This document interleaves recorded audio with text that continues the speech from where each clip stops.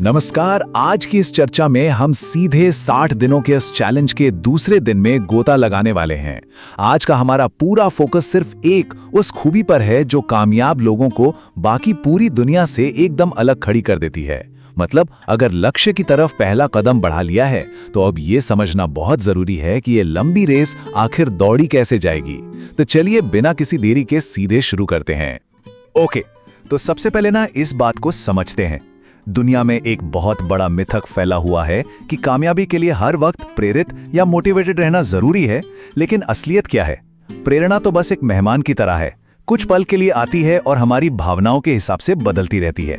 आज फुल जोश है तो कल शायद बिल्कुल जीरो। लेकिन दूसरी तरफ है अनुशासन, एकदम अडिग। ये लगातार एक्शन लेने पर टिका होता है। और सच तो यही है कि असली प्रोग्रेस हमेशा इसी अनुशासन से ही आती है। और यहीं पर सबसे बड़ा जाल बिछा होता है। होता क्या है कि पहले दिन तो हम सब एकदम जोश में होते हैं, लगता है कि बस अब तो दुनिया पलट देंगे। लेकिन सबसे बड़ा खतरा तब पैदा होता है जब हम हर दिन उसी प्रेरणा के आने का इंतजार करने लगते हैं। जैसे ही वो शुरुआती एक्साइटमेंट गायब होता है, जो कि इंसानी फितरत है, होना ही है, तो सारे लक्ष्य धरे के धरे रह जाते हैं। काम करने के लिए सिर्फ प्रेरणा के भरोसे बैठे रहना लिटरली हारने की पहली सीढ़ी है। तो फिर अनुशासन असल में है क्या? इसकी बहुत ही सिंपल सी परिभाषा है। अनुशासन का सीधा सा मतलब है अपने लक्ष्य के लिए काम करते रहना, चाहे मन करे या ना करे। इसका इस बात से कोई लेना देना नहीं है कि आज मूड कैसा है या क्या इच्छा हो रही है। ये वो मानसिक ताकत है जो तब भी काम करवाती है जब अंदर से आवाज आ रही होती है कि यार आज छोड़ देते हैं ना। और अगर इसे असल जिंदगी में देखना होना तो ये कुछ ऐसा दिखता है। जैसे ऑफिस से आकर पूरी तरह से थक चुके हैं, शरीर टूट रहा है, फिर भी जिम जाने के लिए जूते पहनना, या फिर जब दिमाग 100 जगह भटक रहा हो, बिल्कुल फोकस ना हो, फिर भी किताब खोलकर पढ़ाई करना। जब कोई प्रोजेक्ट करने की बिल्कुल इच्छा ना हो, तब भी उसे पूरा करना। बिल्कुल यही वो पल हैं जहां अनुशासन असल में काम करता है। अब यहां एक बहुत ही गहरी और दिलचस्प बात छुपी है।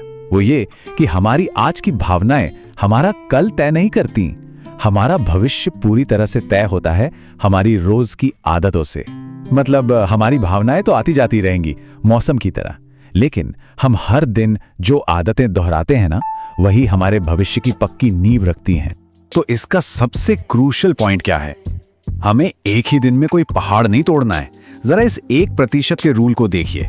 ये इतना कमाल का आइडिया है क्योंकि ये बहुत ही छोटा और आसान है। बस हर दिन खुद को पिछले दिन से 1% बेहतर बनाना है। कोई बहुत बड़ा बदलाव रातों रात नहीं चाहिए, बस एक छोटा सा लेकिन लगातार उठाया गया कदम। अगर इस 60 दिन के सफर को देखें तो ये कुछ ऐसा लगता है। डे 1 बस एक छोटी सी शुरुआत होती है, लेकिन जब बिना रुके लगातार 30 दिनों तक वो 1% जुड़ता जाता है ना, तो एक अटूट कंसिस्टेंसी बन जाती है। और 60वें दिन तक आते आते एक इंसान पूरी तरह से ट्रांसफॉर्म हो चुका होता है। ये सिर्फ टाइम पास होने का नतीजा नहीं है, ये रोज की छोटी छोटी जीतों के जमा होने का मैजिक है।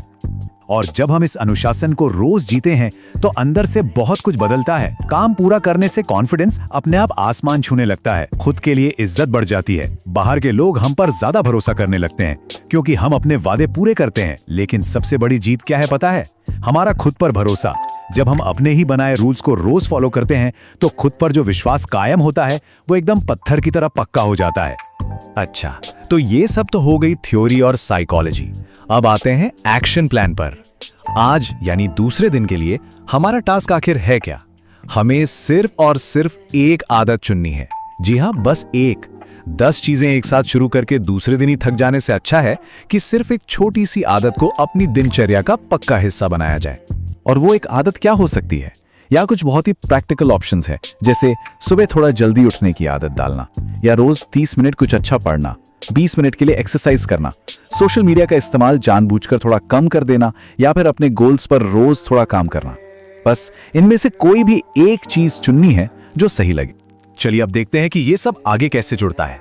अब बचे हुए 59 दिनों के लिए जो सबसे बड़ा और सबसे जरूरी रूल है वो ये है, काम कितना भी छोटा या बड़ा क्यों ना हो, इससे कोई फर्क नहीं पड़ता। फर्क सिर्फ इस बात से पड़ता है कि कंसिस्टेंसी की चेन कभी नहीं टूटनी चाहिए। शुरुआत भले ही बहुत छोटी हो, लेकिन किसी भी हाल में वो निरंतरता ब्रेक नहीं होनी चाहिए। और ये बात हमें वापस उसी पावरफुल सच पर ले आती है। प्रेरणा सिर्फ वो चिंगारी है जो सफर शुरू करवाती है, लेकिन वो अनुशासन ही है जो उस लंबी यात्रा में असली ईंधन का काम करता है और आखिरकार मंजिल तक पहुंचाता है। स्टार्ट करना आसान है, लेकिन टिके रहना सिर्फ और सिर्फ अनुशासन से ही मुमकिन है। अगर इस पूरी चर्चा को सिर्फ एक लाइन में समेटना हो तो वो यही होगी, दुनिया के सफल लोग कुछ अलग या बहुत अनोखा नहीं करते। वो बस उन्हीं आम और उबाऊ लगने वाली चीजों को पूरी निरंतरता के साथ हर दिन करते हैं। यही कंसिस्टेंसी वो सबसे बड़ी चाबी है जो पर्सनल ग्रोथ का गेम पूरी तरह से पलट कर रख देती है। तो आखिर में ये चर्चा हमें एक बहुत ही सोचने वाले सवाल पर छोड़ जाती है। क्या अगले 59 दिनों तक ये निरंतरता कायम रखी जा सकती है? क्या बिना कोई बहाना बनाए, बिना रुके हर दिन एक कदम आगे बढ़ाया जा सकता है? ये सिर्फ एक सवाल नहीं है, बल्कि एक चैलेंज है खुद की इच्छा शक्ति को परखने का। इसी विचार के साथ आज की ये चर्चा यहीं खत्म करते हैं। बस याद रखिए, हर दिन एक कदम, रुकना नहीं है।